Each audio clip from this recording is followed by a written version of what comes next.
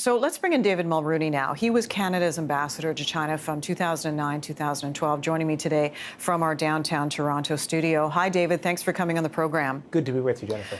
You know, we heard that the U.S. and the Trump administration hoping to send a message to Tehran, but in the interim, by using this particular technology executive, they're sending a pretty big message to China, and the Chinese are not happy about it. What do you make of this arrest? Well, it appears to be in some way connected with the Iran sanctions. We'll learn more about this if she is indeed extradited. But Huawei has a long history with the U.S. and with other Western governments. And if you look at what's called the Five Eyes, the United States, Canada, Britain, Australia, and New Zealand, which have a pact when it comes to intelligence, three of the Five Eyes, the U.S., Australia, and New Zealand, have expressed real concerns about Huawei and its potential links to the Chinese government. So there's that, too. Britain and Canada have been seen as outliers, Canada even more so, and we're about to make a major decision about Huawei providing the next generation in telecoms infrastructure. The 5G revolution is just at hand. So all of this comes as major decisions have to be made in Canada about our telecoms policy. This arrest happened on Canadian soil, obviously, at the request of U.S. officials. So now Canada, like it or not, is complicit, and there are concerns that China might retaliate, in fact, cyber attacking some of our institutions. Do you see that as a possibility? Unfortunately, that's always a possibility with China. China is, it plays rough in these situations. So a couple of things happen. One is, for a variety of reasons, China allows its netizens, the people who participate in China's own Twitter. It's called Weibo. It encourages them to fulminate and to express their discontent, and that revs up a lot of popular discontent against a particular target. In this case, it might be Canada.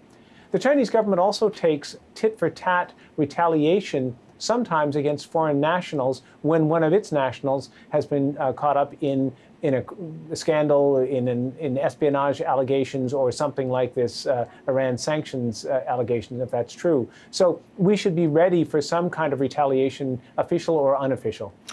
You know, some saying this is a symbolic move as well by the Trump administration, who's also embroiled in trade talks with the Chinese. Might this have played a factor? Are they trying to get some leverage here?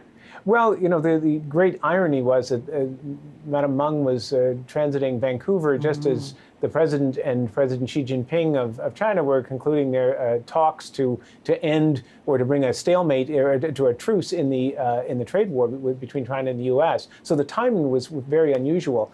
But again, there's some history here. There's another Chinese company called ZTE Technologies, which has twice been fined by the United States on allegations of violating the Iran sanctions. And I think many people in the United States are saying that America has to get even more serious if it wants this to end. It has to get more serious if it wants the hemorrhaging of U.S. technology to China to end. So we may be entering a very new and very, very somber and difficult phase in global technology trade. Yeah, and we've seen what it's done to the markets already today. 30 Absolutely. Seconds left to talk about, David, how you see this resolving itself, if it does indeed get resolved, or how long that might even take?